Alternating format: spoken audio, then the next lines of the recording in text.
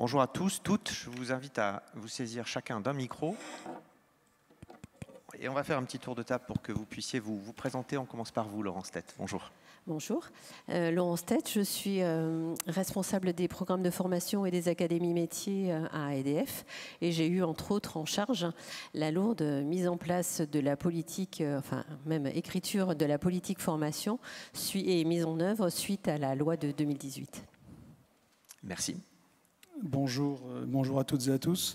Donc, je suis Fabrice Vert, directeur général adjoint de Tingari, qui est le mandataire du groupement Évolution, retenu par France Compétences sur le marché des actifs occupés et des indépendants. On poursuit le tour de table. Bonjour, je suis Laurent Barban, je suis le délégué territorial pour l'OPCO Santé en Ile-de-France. Donc l'OPCO Santé, c'est toute la santé privée, donc les établissements sanitaires, mais aussi le médico-social, personnes âgées, handicapées, services privés de santé au travail interentreprise, le social et puis le thermalisme. Bonjour à tous, je suis Hervé Rivalan, je suis directeur adjoint des opérations chez Transition Pro, Île-de-France. Alors Hervé Rivalan, on va commencer avec vous par un petit mot, un petit rappel déjà sur ce qu'est le projet de transition professionnelle.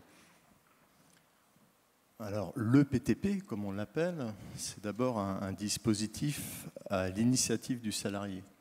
Il va lui permettre, enfin tous les salariés du privé, qu'ils soient en CDI, CDD, intérimaire ou intermittent de spectacle, ce dispositif va leur permettre, par le biais d'une formation certifiante, de pouvoir changer de métier, tout en ayant l'assurance de maintenir leur rémunération et de voir le coût de la formation prise en charge par la TPRO. Alors bien sûr, il y a quelques conditions pour accéder à ce dispositif, des conditions d'ancienneté, ça dépend des profils, mais on ne détaillera pas ici, des conditions liées au type de formation, puisque d'être certifiante, inscrite au RNCP, voire au répertoire spécifique, avoir pour ceux qui font une formation sur temps de travail, bien sûr, l'autorisation d'absence de l'employeur avant de déposer leur dossier. Et puis, quand on parle de recevabilité, c'est de respecter les dates de limite de dossier par rapport à l'entrée en formation, hein, puisqu'il faut le déposer 3 mois avant le démarrage de la formation. Et puis, une fois que ce dossier continue, quelle est la décision de la commission paritaire? Sur quoi est conditionné le financement des dossiers? Eh bien, d'abord sur la qualité du projet professionnel du salarié, sur 3 critères: la cohérence du projet, la pertinence du parcours de formation et de son mode de financement, et puis surtout la perspective d'emploi, puisque la finalité d'un PTP n'est pas d'aller en formation, mais bien de changer de métier. Et puis l'autre condition reste une condition budgétaire, puisque au moment du passage du dossier, il faut que la commission ait suffisamment de budget pour le financer. On aperçoit à l'écran quelques chiffres clés sur le bilan du PTP. Alors c'est sur l'année 2021. Quelques éléments peut-être à mettre en relief dans ce bilan. Alors ce document, vous l'avez dans votre petit sac, mais je vais en citer certains, parce que tous ne sont pas là, bien sûr. Voilà. Dans le sac qui vous a été remis à l'entrée, c'est ce petit fascicule. Tout à fait, vous retrouvez effectivement dans ce document les principaux. En 2021, c'est à peu près, plus de 9000 dossiers qui ont été déposés, 8450 qui ont été présentés en commission paritaire et plus de 7 dossiers sur 10 qui ont été financés en 2021. Je vous rappelle, et c'était rappelé, effectivement, on a bénéficié cette année-là de 32 millions de plans de relance supplémentaires qui nous a permis de financer plus de dossiers. En chiffres importants aussi, il est en augmentation, on attend les chiffres 2022, c'est 39% des bénéficiaires passent par le CEP. Ce qui est déjà bien, mais on progresse en 2022. Sur les profils des bénéficiaires que vous avez peut-être à l'écran, 80% des dossiers financés, 80% sont employés, 10% sont ouvriers. La moyenne d'âge est de 38 ans. D'un projet, c'est 38 ans, 56% des dossiers sont des dossiers déposés par des femmes et 42% est un niveau bac et infra. Et puis on parlait tout à l'heure des entreprises, 34% des salariés sont issus d'entreprises de moins de 50 salariés. Alors ce qui était intéressant, on ne le voit pas ici, c'est peut-être leur motivation. Qu'est-ce qui pousse un salarié à déposer un dossier ? 90% veulent changer de métier, ça c'est très clair et c'est flagrant dans les chiffres que vous retrouverez. 49 veulent fuir une situation professionnelle délicate, on va dire. Et puis 15% veulent créer une entreprise. Donc, voilà les principaux chiffres. Le top, on va dire 4-5 des formations, on retrouve les aides-soignantes, on va retrouver les conducteurs de transport routier, les assistantes RH, les gestionnaires de paye, des développeurs web et puis des mainteniciens informatiques. Je vous ai dit tout à l'heure, c'est bien, mais notre vocation, c'est pas que financer pour financer, c'est de les retrouver en emploi derrière. Donc il y a une étude, et là où vous trouvez également les résultats de l'étude. Que sont-ils devenus 6 mois après? Là aussi, il y a quelques chiffres qu'on peut souligner, et je m'arrêterai sur les chiffres après. C'est que déjà, 97% des salariés sont allés au bout de la formation. 90% ont obtenu leur certification. Et ensuite, 53%, alors dans les 6 mois, ce qui peut paraître court, ont déjà changé de métier, de poste. Et ce 53 passe à 77 chez les jeunes de 18 à 29 ans. Ils changent plus rapidement d'emploi. Et 60%, pour m'arrêter dans les chiffres, 60% ont changé d'employeur également. Merci pour ces éléments. Alors à la fois donc un peu de bilan sur les motivations et sur le devenir. Effectivement, 6 mois après, vous avez souligné que près de 40% des bénéficiaires de projets de transition professionnelle étaient passés par un conseil en évolution professionnelle. Fabrice Vert, c'est un des enjeux importants pour mieux diffuser le dispositif, c'est l'information des bénéficiaires potentiels, c'est leur accompagnement pour favoriser aussi le montage de dossiers de qualité. Alors, avant d'évoquer cette question-là et les possibilités d'action, peut-être un rappel des publics auxquels s'adressent les différents opérateurs du conseil en évolution professionnelle. Donc effectivement, nous sommes plusieurs opérateurs du conseil d'évolution professionnelle. Donc, comme je l'ai dit tout à l'heure, le groupement évolution pour les actifs occupés et les indépendants, l'APEC pour les cadres, les missions locales qui s'adressent plutôt au public des jeunes, Pôle emploi pour les personnes en situation de recherche d'emploi, et puis Cap Emploi. Et Cap Emploi, bien entendu, pour les personnes en situation de handicap. Aujourd'hui, quel est le déploiement du conseil en évolution professionnelle? Quelle est la progression et quels usages en font les bénéficiaires?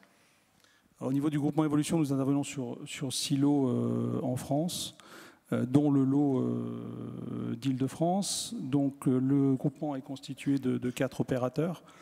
Donc Tingari en tant que mandataire, Catalyse Conseil, des formations et l'association CEP Paritaire, qui est un membre important de notre groupement.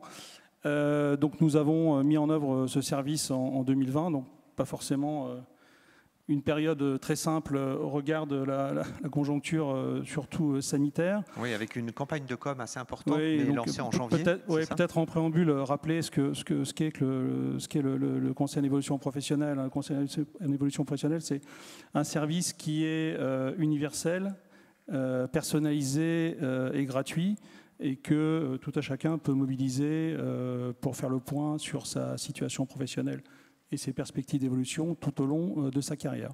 Donc une fois qu'on a dit ça, qu'est-ce qu'on a dit? On s'aperçoit tout de même que le conseil d'évolution professionnelle souffre aujourd'hui d'un déficit de notoriété, que ce soit auprès des salariés, mais également auprès des entreprises.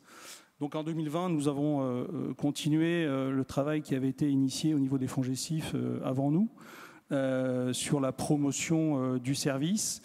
Donc effectivement, nous avions imaginé une campagne de communication, d'affichage très importante sur le premier trimestre 2020 qui a été un petit peu mise à mal au regard du contexte sanitaire. Donc l'affichage a été fait, mais finalement assez assez peu visible puisqu'on n'avait pas grand monde ni dans les transports ni dans les rues.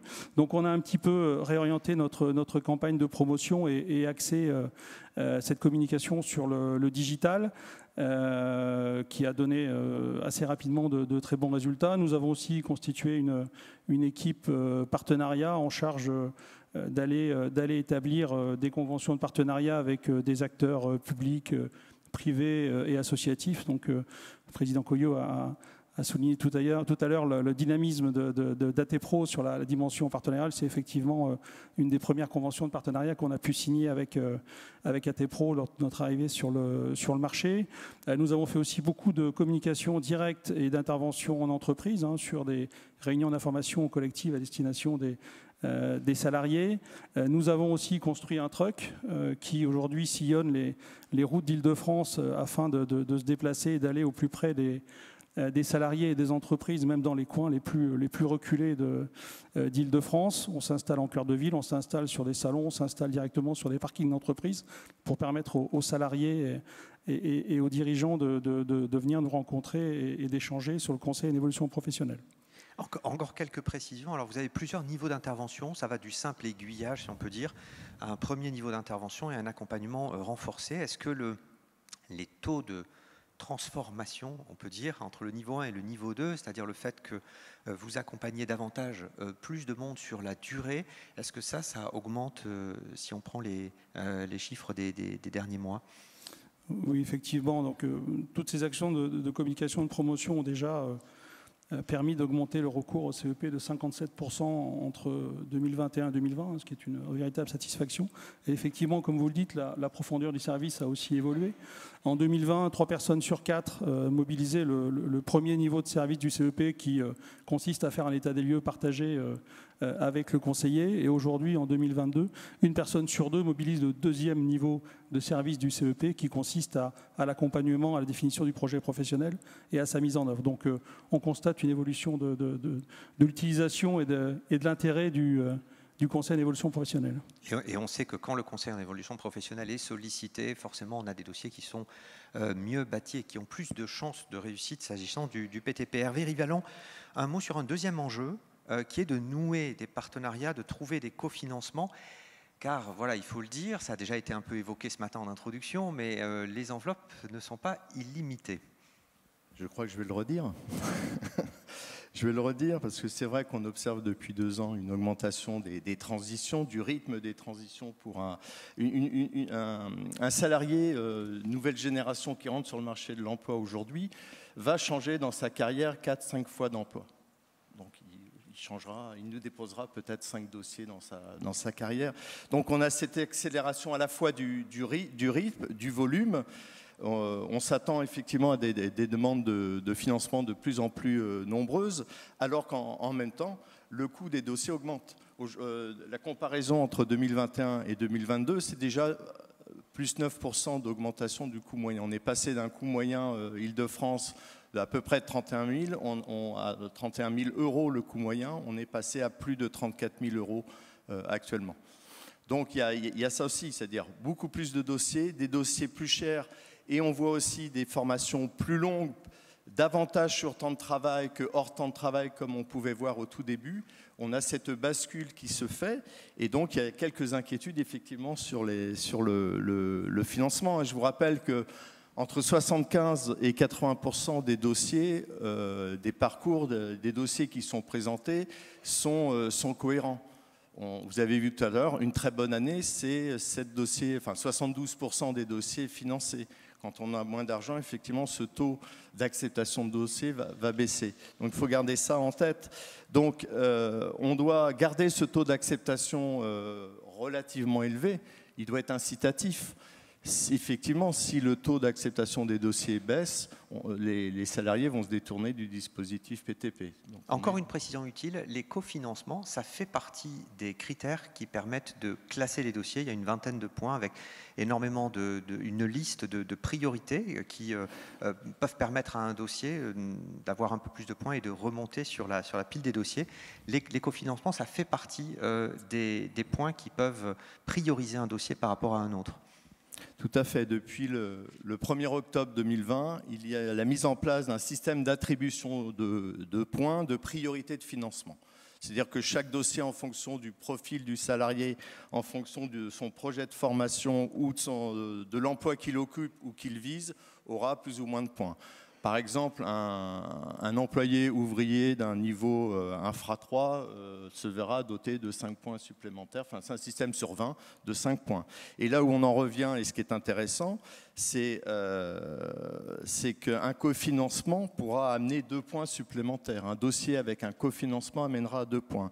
Un dossier dont le salarié est passé par un CEP viendra prendre 1 point supplémentaire. Et il faut, alors pourquoi ces points, ça sert à quoi ?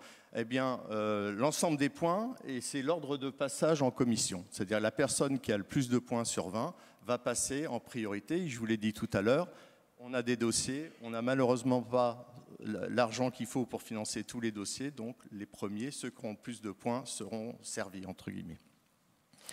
Merci pour ces précisions.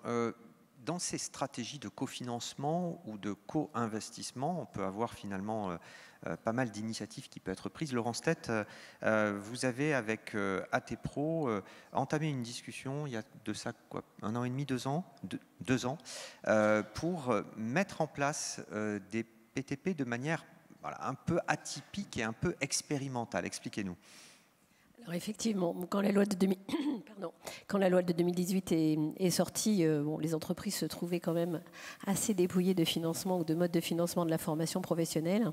Et puis est apparu donc ce qui était les projets de transition pro. Au début, on a dit a priori, on ne va pas être concerné parce que nous, ce sont des mutations sur des transformations à l'intérieur de l'entreprise. On a, comme toutes les entreprises et de plus en plus, des métiers en décroissance et des métiers même qui disparaissent. Donc on a des gens à replacer complètement, mais au sein de l'entreprise, on va s'arranger pour les replacer chez nous. Donc du coup, ils ne sont pas sur le marché de l'emploi. Et donc on s'est dit, on n'a pas accès à ces projets-là.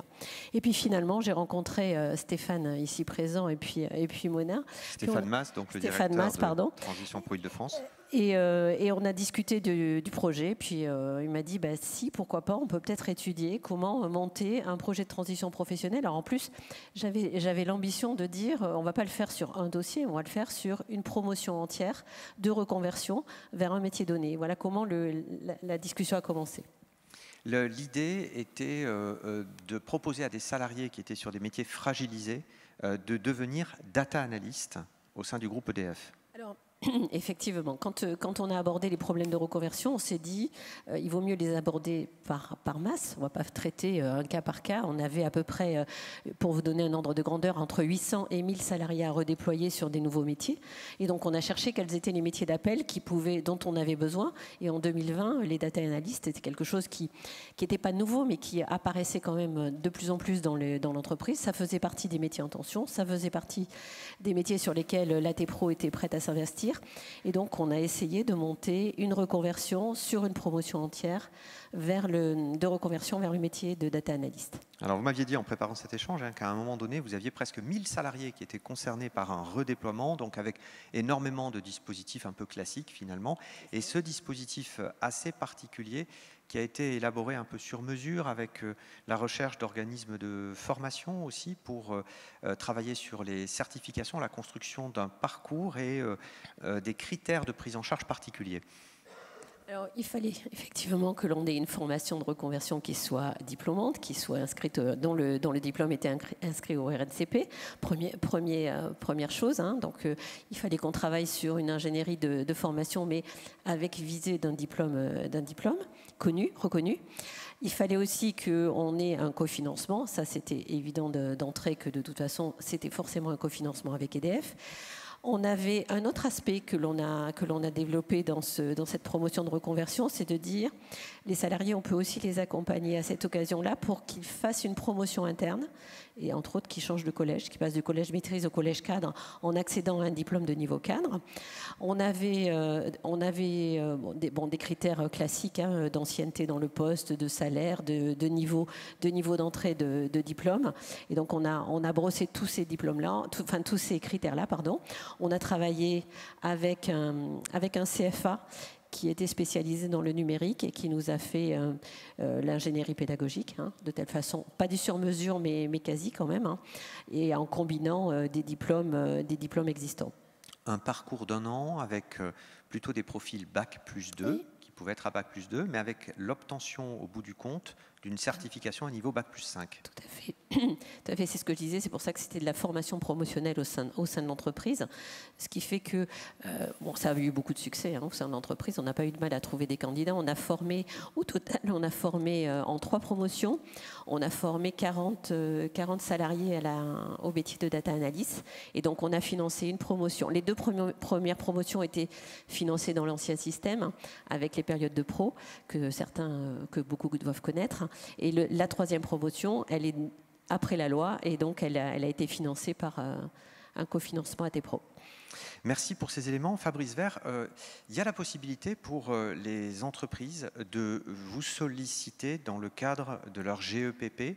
De quelle manière vous pouvez intervenir pour préciser notamment, par exemple, tous les outils qui peuvent être mis à la disposition, et certains de ces outils sont encore très méconnus. Alors, comme je l'ai dit tout à l'heure, effectivement, le dispositif reste somme toute assez méconnu des entreprises, mais certaines se sont saisies du dispositif et nous sollicitent effectivement, essentiellement pour organiser des sessions d'information collective dans leurs locaux, à l'occasion d'événements spécifiques. Une nous convie, par exemple, depuis 2020 sur la semaine de l'emploi, sur des évolutions internes, où on intervient sur une présentation et ensuite elle nous met à disposition un espace pour pouvoir recevoir de manière individuelle l'ensemble des salariés présents. Également les conventions que l'on peut signer avec des partenaires et je profite de la présence de Laurent pour aussi peut-être évoquer les sessions d'information collective que l'on fait auprès d'adhérents de l'Opco Santé. Donc Laurent et ses équipes nous remontent des demandes et des besoins. Et par exemple, pour donner une situation actuelle, on va intervenir en septembre sur 3 informations collectives qui vont mobiliser 250 salariés chez un adhérent de l'Opco Santé. Ouais. Là où c'est intéressant, c'est qu'on sait que le CEP est assez peu évoqué dans l'entreprise, assez peu évoqué, voire presque pas lors de l'entretien professionnel, et que c'est un vrai enjeu. Et là, vous avez affaire, c'est encore très minoritaire, mais à des entreprises qui inscrivent en fait la démarche d'information sur les dispositifs, et notamment le conseil en évolution, dans leur gestion prévisionnelle des emplois et des compétences. C'est un peu dans la durée avec des événements réguliers. Il y a aussi des stratégies de partenariat. Vous parliez de Laurent Barban de l'Opco Santé avec des OPCO. Laurent Barban, vous avez à la fois, vous menez des actions en commun avec Transition Pro Île-de-France, et puis vous avez un partenariat avec Tingari. De quoi s'agit-il en fait? Pour faire quoi? On travaille vraiment sur l'écosystème, donc on s'appuie sur l'offre de services existante des partenaires. Il faut savoir que culturellement, nous étions opérateurs du CEP, donc on a une très très forte sensibilité sur le sujet. On a vraiment conscience que c'est un outil d'entrée à la fois pour les individus, mais aussi pour les employeurs, pour construire des parcours gagnant-gagnant. Et c'est vrai que dans le cadre de conventions sur mesure, on propose quasiment systématiquement cette offre qui marche très très bien. On vient d'avoir d'ailleurs ce matin un retour sur une structure qui est prête à aller sur Transition Co, effectivement, suite à une présentation du groupement Évolution. Donc on voit que c'est vraiment une clé d'entrée sur l'ensemble des dispositifs PTP Transition Pro. Et on joue donc la carte du partenariat à fond. Ouais. C'est un dispositif à double entrée, c'est-à-dire que le groupement Évolution peut à la fois informer sur les dispositifs et les conseillers de l'OPCO informer sur les métiers et les enjeux des 3 principales branches de l'OPCO Santé. Oui, c'est-à-dire qu'il faut réussir un peu la rencontre entre l'initiative donc individuelle, particulière du salarié, et puis les projets de développement de la structure, donc qui sont aujourd'hui surtout faire face aux problèmes d'attractivité et aux pénuries de recrutement sur quasiment tous les métiers. Donc permettre effectivement cette rencontre, et derrière donc les conseillers Transition Pro et les conseillers de l'OPCO font un travail, je dirais, presque de haute couture pour bâtir spécifiquement donc, des parcours qui vont connaître donc tout un continuum voilà, depuis le PTP jusqu'à d'autres dispositifs donc, qui sont pilotés par l'Opco Santé. Hervé Rivialan, il y a plusieurs partenariats qui ont été mis en place avec des opérateurs de compétences pour accompagner les reconversions vers les métiers porteurs, vers les métiers d'avenir. Quel partenariat ? Alors, bien sûr, le partenariat qu'on vient d'évoquer avec l'Opco Santé, qui est le plus récent, d'autres en cours, et on ira dévoiler lors de prochaines tables rondes les retours d'expérience. C'est l'OCAPIAT, c'est l'Opco EP. Oui, l'Opco EP en cours. Et je pense que Mona, qui a en charge la direction des partenariats, en a plein en cours, je pense, également. Donc, effectivement, c'était parler du vôtre sur la pénurie d'infirmières, notamment. C'est ça. Parce qu'au-delà de l'information croisée sur les dispositifs, vous avez mis en œuvre un partenariat quand même plutôt expérimental pour former à des formations longues qui n'étaient pas accessibles via les dispositifs qui ont des durées plus courtes. On peut résumer ça comme ça. Expliquez-nous de manière peut-être plus précise de quoi il s'agissait.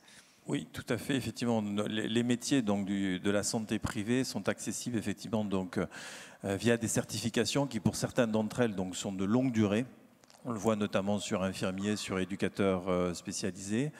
Et donc, on était face à un grand désarroi, à la fois, je dirais, depuis donc, la mise en place de Transition Pro, donc la disparition de l'OPACIF donc, au sein de l'OPCA, qui permettait effectivement d'avoir des parcours vraiment sur mesure et d'aller jusqu'au bout du financement du parcours, c'est-à-dire qu'historiquement, la particularité, c'est que l'OPCO, donc, qui précédait l'OPCO Santé, donc l'OPCA, avait une politique donc, de moindre financement du PTP, mais de financement global, c'est-à-dire de la totalité des 3 ans. Dans le nouveau système donc, qui a été mis en place à partir de 2020, on s'est rendu compte que des acteurs, donc des individus, s'engageaient sur des formations avec une prise en charge sur la première année.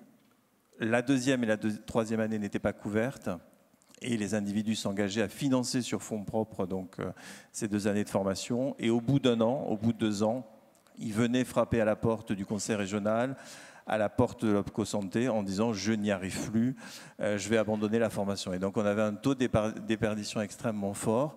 Et on s'est dit, avec Transition Pro, avec le conseil régional, il y avait aussi la GFIP, on ne peut pas laisser la situation en état. Ce sont des métiers avec un fort impact social, bien entendu, qui peuvent avoir pour conséquence des fermetures de lits, des grandes difficultés d'accueil pour des personnes âgées, des personnes handicapées. On se doit de réagir. Infirmiers, aides-soignants, c'était dans le top 10, en plus des formations à l'époque financées par Transition Pro. Et donc, on a relevé nos manches et on a regardé les dispositifs et vu comment on pouvait les articuler. Oui, parce que cette formation, par exemple, si on prend infirmière diplômée d'État, c'est une formation sur 3 ans, c'est quoi? C'est 130, 150 000 euros? Si vous prenez en compte, oui, les coûts pédagogiques et les frais salariaux, c'est 130 000 euros en moyenne. Oui. Avec aujourd'hui un dispositif où on a un projet de transition professionnelle sur la première année et sur la deuxième année de la PROA, voire des fonds mutualisés de branche. Là, vous puisez dans l'enveloppe conventionnelle pour venir compléter les financements.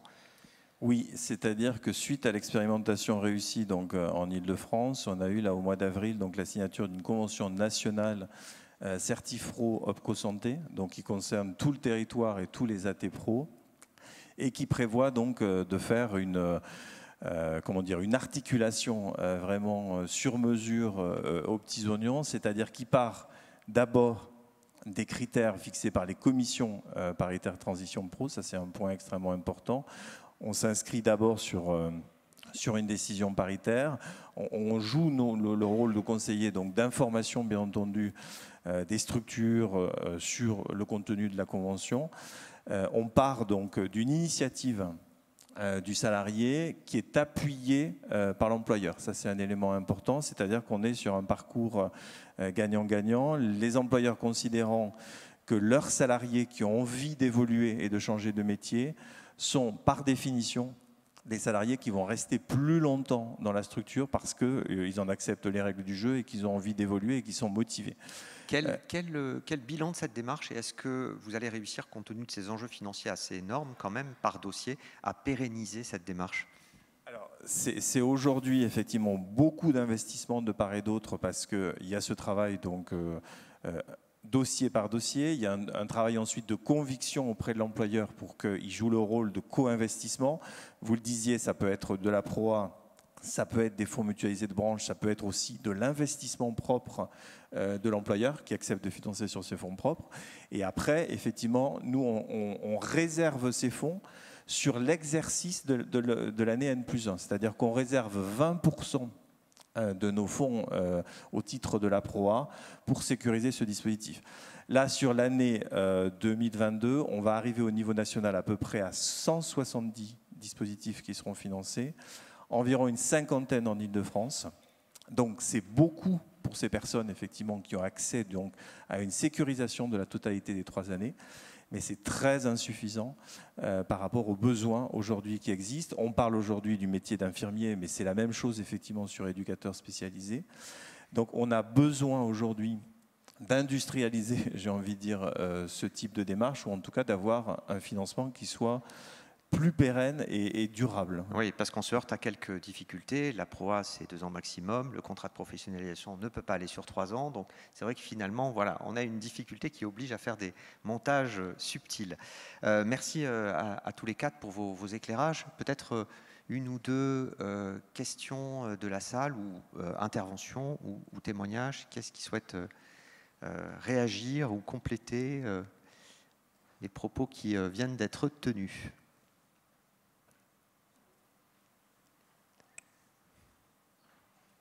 N'hésitez pas, le cadre est impressionnant, mais je vais vous emprunter un... Ah, il y a un micro là-bas, si vous voulez bien donc apporter le micro à la dame qui est sur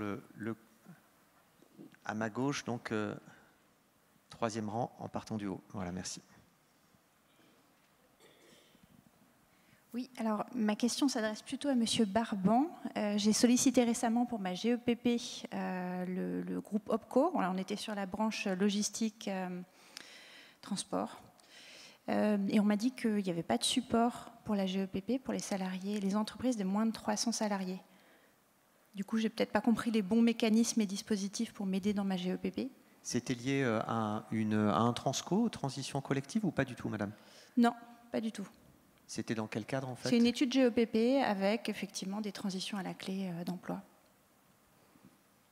Alors, je ne sais pas si vous faites allusion du coup à l'appui conseil RH, qui est aujourd'hui effectivement un dispositif qui peut être cofinancé donc, par la DRIETS, donc pour les structures de moins de 250 salariés. Donc l'OPCO peut vous accompagner dans cette démarche puisqu'il est relais donc, du financement. Après, sur les structures de plus de 300, voilà, c'est vrai qu'aujourd'hui, ça renvoie à des dispositifs de cofinancement sur les fonds propres en général de la structure, voire éventuellement des fonds mutualisés, mais c'est plus marginal. Ouais. Okay, merci beaucoup. Autre intervention? Madame, dans la rangée du milieu, 3e rang en partant du bas, si vous voulez bien.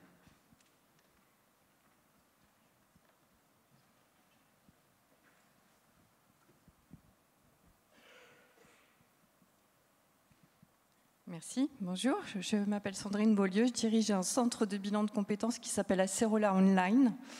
Et puisque vous n'avez pas du tout évoqué le bilan de compétences, je voulais avoir votre avis sur la place du bilan de compétences dans les reconversions, qui me paraît importante, mais qui n'a pas l'air de l'être pour vous. Est-ce que je me trompe? Alors, je laisse répondre Hervé Rivalan, mais c'est un peu toujours le souci, madame, hein, quand on a des tables rondes, c'est qu'elles sont un peu limitées en temps. Il y a toujours un acteur pour lever la main et dire « Ah, on ne m'a pas cité, on n'a pas cité ce dispositif ». Ça ne prétend pas à l'exhaustivité, hein, ce type de table ronde. Je laisse répondre Hervé Rivalan. C'est très important, le bilan de compétences. Alors, dans l'attribution des points dont je parlais tout à l'heure, il y a une des priorités, j'ai plus son numéro, je crois que ça doit être la 6 ou la 7, qui accorde un point supplémentaire au salarié qui a fait un bilan de compétences, au même titre qu'il le faisait pour le CEP dans son parcours. Merci pour cette réponse. Oui, dernière question, madame, sur votre droite. Ici, voilà. Merci. Bonjour, Valérie Maury. Donc, je suis une plateforme territoriale d'appui aux transitions professionnelles qui ont été montées dans le cadre de Transco. La mienne est sur le territoire Grand Orly-Seine-Bièvre et Paris-Saclay. J'avais une question pour Madame Tête d'EDF. Vous avez parlé effectivement des métiers fragilisés chez EDF, le fait que les salariés vont se reconvertir plutôt en interne, les 40 data scientists, mais vu le nombre de salariés chez EDF, j'imagine que il n'y a pas que 40 personnes concernées par les emplois fragilisés. Donc, est-ce que Transco a été un dispositif évoqué chez vous, Transco Mobilité ou Transco Classique? Et comment, si c'est le cas, comment il est perçu chez vous, puisque c'est un dispositif qui est encore quasiment pas mobilisé à l'échelle nationale? Merci. Nous ne répondions absolument pas aux critères de Transco. Donc, nous n'avons pas eu accès à Transco. Par contre, après, quand il y a eu une petite évolution...